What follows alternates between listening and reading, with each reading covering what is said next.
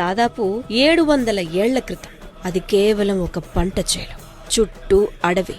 ఒక రైతు తన పొలంలో బావిని తవ్వేందుకు పనులు మొదలుపెట్టాడు. ఏదో కూసింత లోతుకు తవ్వేసరికి అక్కడ పెద్ద బండరాయి అడ్డొచ్చింది. ఏమిట్రా అని చెప్పి సునిశితంగా చూస్తే ఏదో అమ్మవారి ఆకృతిలా అనిపించింది. వెంటనే భక్తి శ్రద్ధలతో పూజ చేసి, సరే తీసి ఇంకో దగ్గర ప్రతిష్ఠిద్దాం కదా అని చెప్పి సిద్ధమయ్యాడు. బయటకు తీద్దాం అనుకున్నాడు. ఇంచు కూడా కదల్లేదు. నా ఒక్కడి వల్ల కాదేమో అని చెప్పి గ్రామంలోకి పరిగెత్తుకుంటూ వెళ్లి అక్కడున్న వాళ్ళకి చెప్పి దగ్గర 100 మందిని తీసుకొచ్చేశాడు.